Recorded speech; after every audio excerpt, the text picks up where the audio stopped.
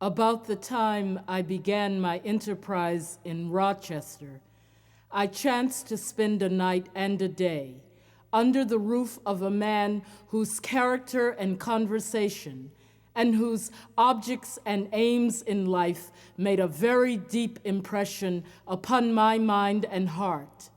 His name had been mentioned to me by several prominent colored men, among whom were the Reverend Henry Higlin Garnett and J.W. Logren.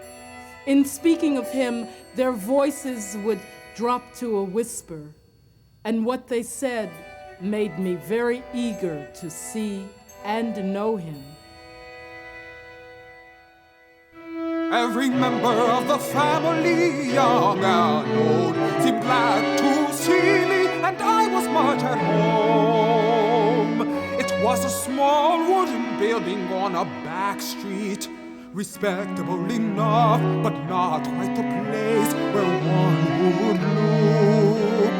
Plain as was the outside of this man's house, the inside was plainer. It would take longer to tell what was not in this house than what was in it.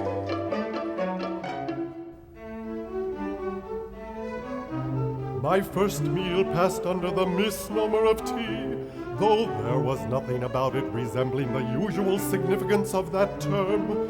It consisted of beef soup, cabbage, and potatoes. A meal such as a man might relish after following the plow all day, or performing a forced march of a dozen miles over a rough road in frosty weather, innocent of paint, veneering, varnish, or tablecloth. The table announced itself unmistakably of the plainest workmanship. It is said that a house reflects the character of its occupants. This one certainly did. In it there were no disguises, no illusions, no make-believes. Certainly, I never felt myself in the presence of a stronger religious influence than while in this man's house. Captain Brown cautiously approached the subject, for he seemed to apprehend opposition to his views. He denounced slavery in look and language, fierce and bitter, thought that slaveholders had forfeited their right to live, that the slaves had the right to gain their liberty in any way they could, did not believe that moral suasion would ever liberate the slave, or that political action would abolish the system.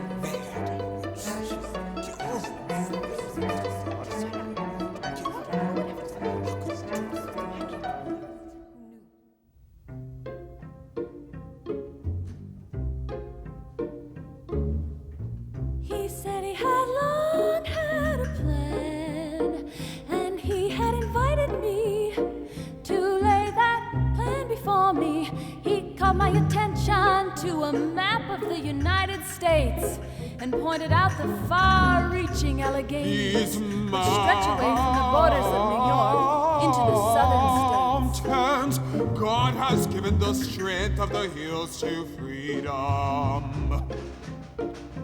They were placed here for the emancipation of the Negro race. They are full of natural forts where one man for defense will be equal to 100 for attack.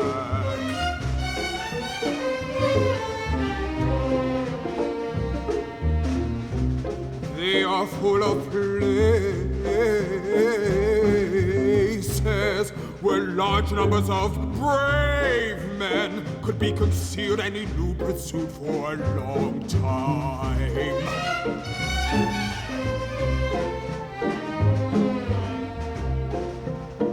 I know these mountains well and could take a body of men and keep them there despite all the efforts of Virginia to dislodge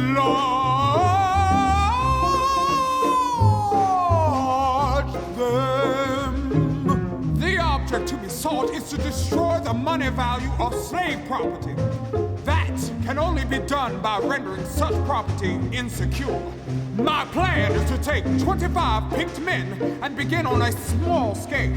Supply them with ammunition, post them in squads of fives on a line of 25 miles long. The most persuasive shall go down into the fields as opportunity offers and induce the slaves to join them. He thought he could gather a force of 100 hardy men who would lead the adventurous life to which he proposed to train them. They would run off the slaves, retain the brave and strong in the mountains, and send the weak and the timid to the north by the Underground Railroad. His operations would be enlarged with increasing numbers.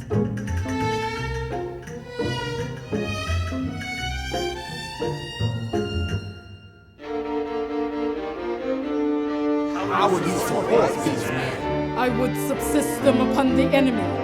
Slavery is a state of war, and the slave had a right to anything necessary to his freedom. Suppose you succeed in running off these slaves and impress Virginia with a sense of insecurity. The effect will be only to take them and sell their slaves further south. Then I would follow them up. If we could drive slavery out of one county, it would be a great gain. It would weaken the system throughout the state. But they would employ bloodhounds to hunt you out of the mountains. That they might attempt, but the chances are we should whip them. And when we should have whipped one squad, they would be careful how they pursued. But you might be surrounded and cut off from your provisions or means of subsistence. That could not be done, so we could not cut our way out. But even if the worst came, I could but be killed. And I have no better use for my life than to lay it down in the cause of the slave. When I suggested that we might convert the slaveholders, he said that could never be. He knew their proud hearts, and that they would never give up their slaves until they felt a big stick about their heads. And they would never give up their slaves until they felt a big stick about their heads. He knew their Proud hearts, and that they would never give up their slaves until they felt a big stick about their heads. He knew their Proud hearts, and that they would never give up their slaves until they felt a big stick about their heads. From this night spent with John Brown in Springfield, Massachusetts, 1847, while I continued to write and speak against slavery, I became all the same less hopeful of its peaceful abolition. My utterances became more and more tinged by the color of this man's strong impressions. I expressed this apprehension that slavery could only be destroyed by bloodshed when I was suddenly and sharply interrupted by my good old friend Sojourner Truth with the question, "Frederick, is God dead?" "No," I answered, "and because God is not dead, slavery can only end in blood."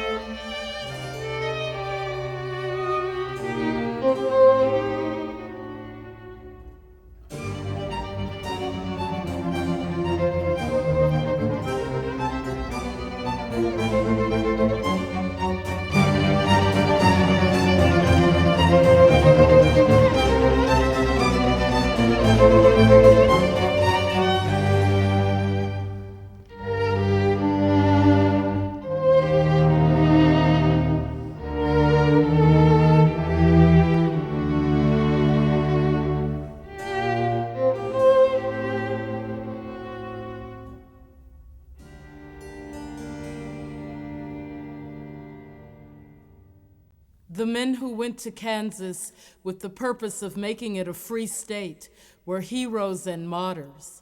One of the leaders in this holy crusade for freedom was John Brown.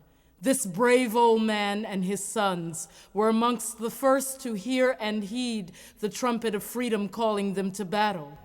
The border ruffians from Missouri had openly declared their purpose not only to make Kansas a slave state, but that they would make it impossible for free state men to live there. Captain John Brown felt that now, after long years of waiting, his hour had come.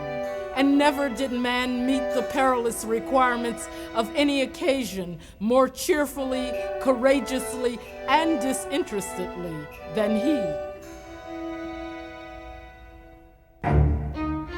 The horrors wrought by Captain Brown's iron hand cannot be contemplated without a shudder.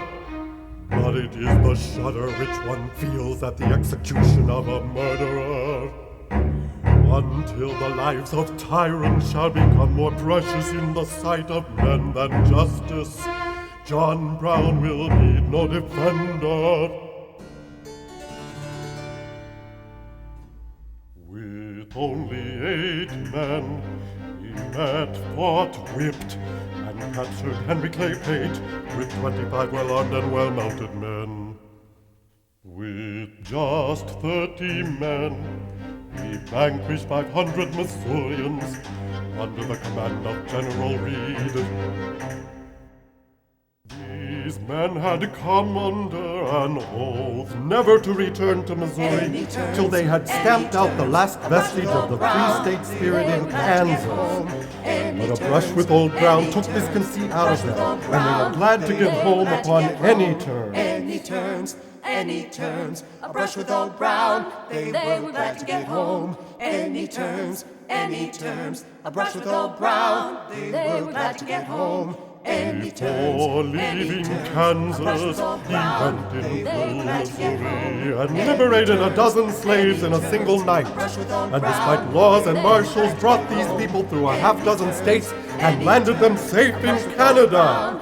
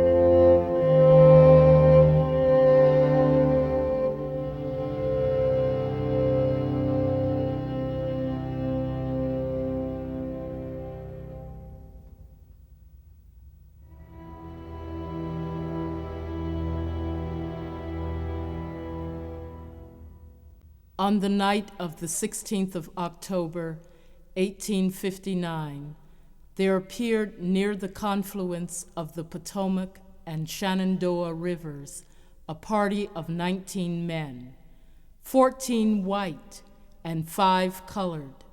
These men invaded the town of Harper's Ferry.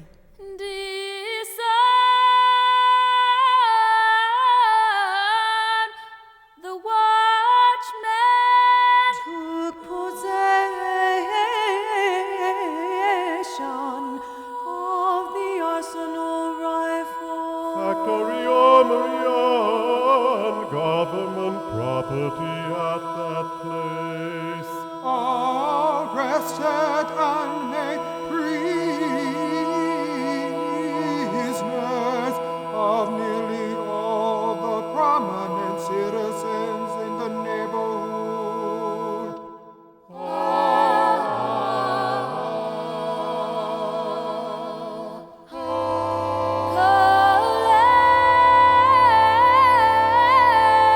Collected about 50 slaves would be in the hands of such as were able and willing to fight for their liberty.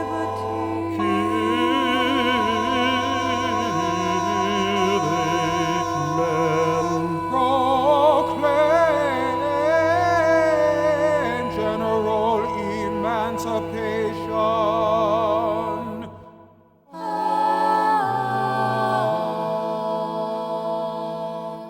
Held the ground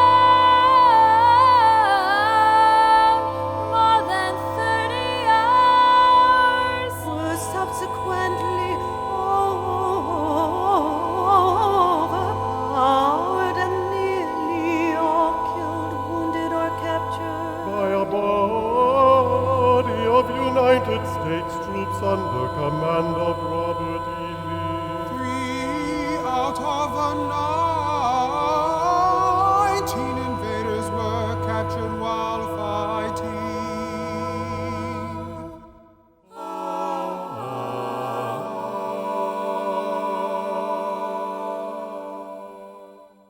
And one of them was Captain John Brown, the man who originated, planned, and commanded the expedition.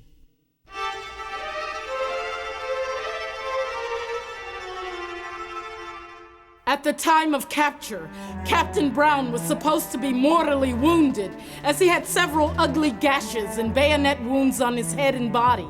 And apprehending that he might speedily die, or that he might be rescued, and the opportunity to make of him an example of slaveholding vengeance would be lost, his captors hurried him to Charleston, placed him in prison strongly guarded by troops, and before his wounds were healed, he was brought into court, subjected to a nominal trial, convicted of high treason and inciting slaves to insurrection, and was executed.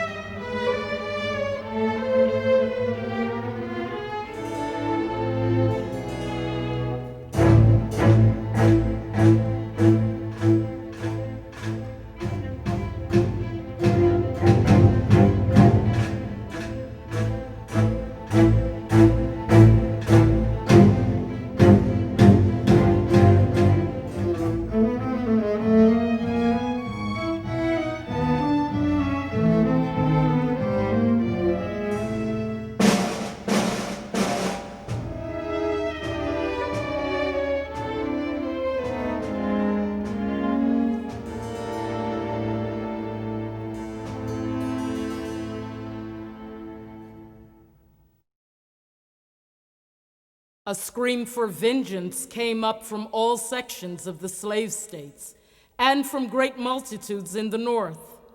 All who were supposed to have been in any way connected with John Brown were to be hunted down and surrendered to the tender mercies of panic-stricken Virginia, and there to be tried after the fashion of John Brown's trial, and of course to be summarily executed. My going to England was not suggested by my connection with John Brown, But the fact that I was now in danger of arrest made what I had intended a pleasure a necessity.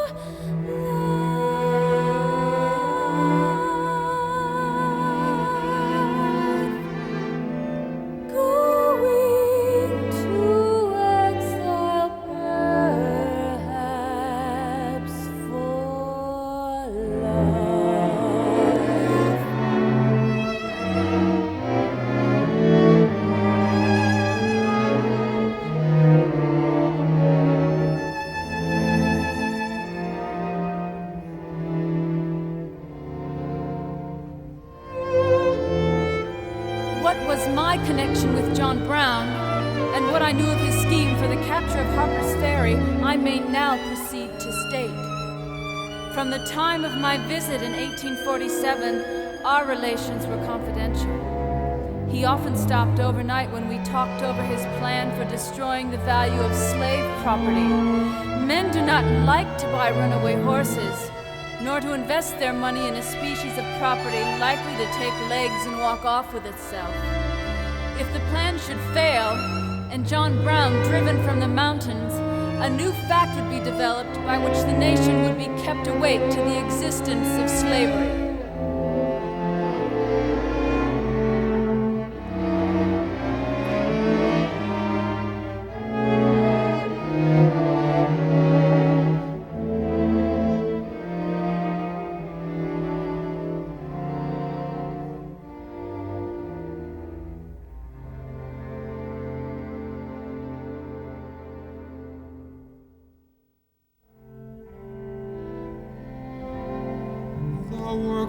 Till after the Kansas trouble was over, and freedom was a fact in that territory.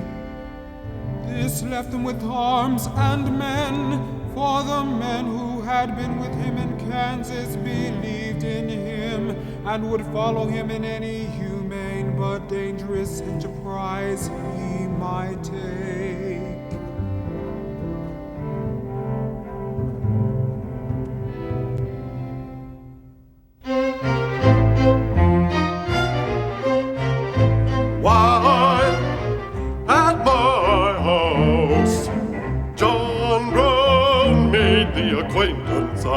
Colored man called himself Shields Green.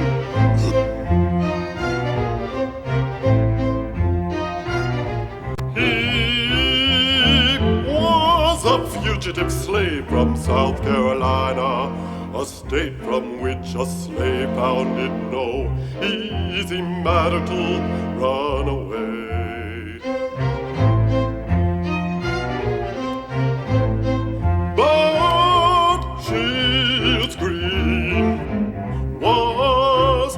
One to shrink from dangers.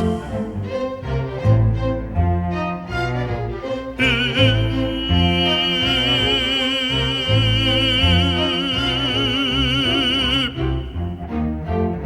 easily believed in Brown and promised to go with him whenever he should be ready to move.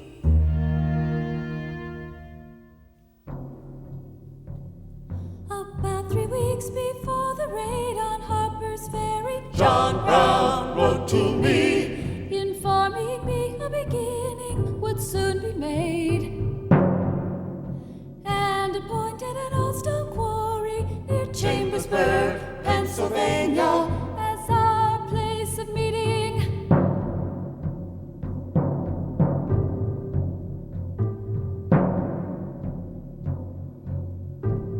I approached the quarry cautiously, for John Brown was generally well armed and regarded with suspicion.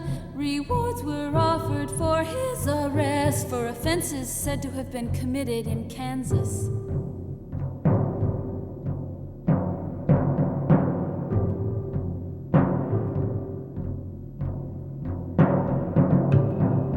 We sat down among the rocks and talked over the enterprise. The taking of Harper's Ferry was now declared as his purpose, and he wanted to know what I thought. I opposed the measure with all the arguments at my command. To me, such a measure would be fatal to all engaged. It would be an attack upon the federal government and would array the whole country against us. Captain Brown did not object to rousing the nation. It seemed that something startling was just what the nation needed. I told him that all of his arguments and descriptions of the place convinced me that he was going into a perfect steel trap, and that once in, he would never get out alive.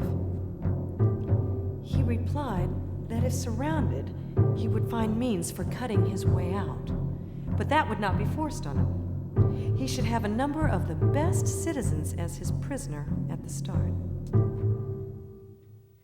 I looked at him with astonishment that he could rest upon a reed so weak and broken, and told him that Virginia would blow him and hostages sky high rather than he should hold Harper's Ferry an hour. We spent the most of Saturday and a part of Sunday in this debate. He for striking a blow which should rouse the country, and I for unaccountably drawing off the slaves to the mountains, as first suggested by him. In parting, he put his arms around me in a manner more than friendly and said,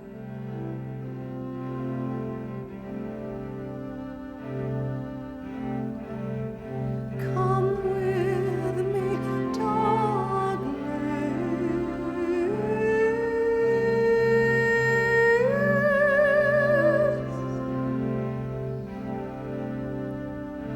I will defend you with my life."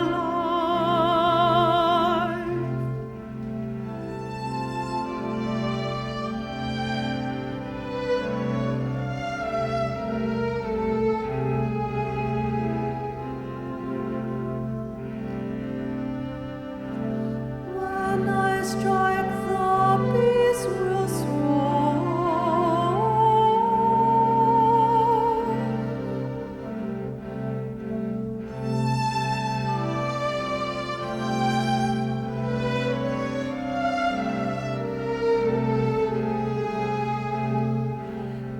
And I shall want you to help hide them.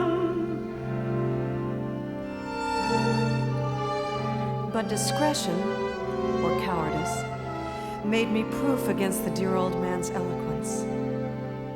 Perhaps it was something of both which determined my course. Jeremiah Anderson, one of Brown's men who took part in the raid but escaped by the mountains, told me that he and Shields Green were sent out on duty as soon as the capture of the arsenal was effected. Their business was to bring in the slaves from the surrounding country, and were on the outside when Brown was surrounded. I said, "Why did not Shields come with you?" "Well," he said, "I told him to come, but he simply said he must go down to the old man."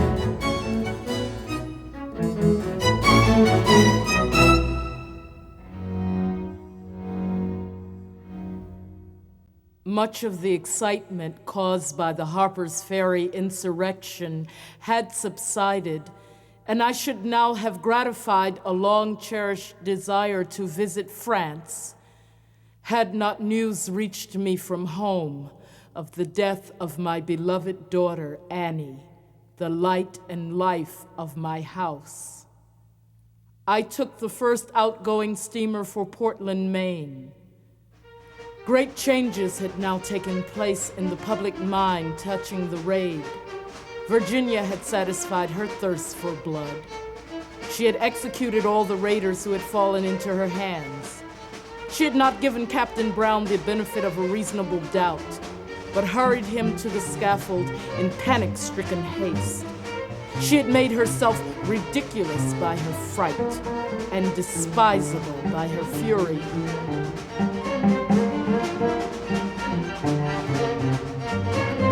Emerson's prediction that Brown's gallows would become like a cross was already becoming fulfilled. The old hero in the trial hour had behaved so grandly that men regarded him not as a murderer, but as a martyr. His defeat was already assuming the form and pressure of victory, and his death was giving new life and power to the principles of justice and liberty. He had spoken great words in the face of death and the champions of slavery. He had quailed before neither. What he had lost by the sword, he had more than gained by the truth. To his own soul, he was right, and neither principalities nor powers, life nor death, things present or things to come, could shake his dauntless spirit or move him from his ground.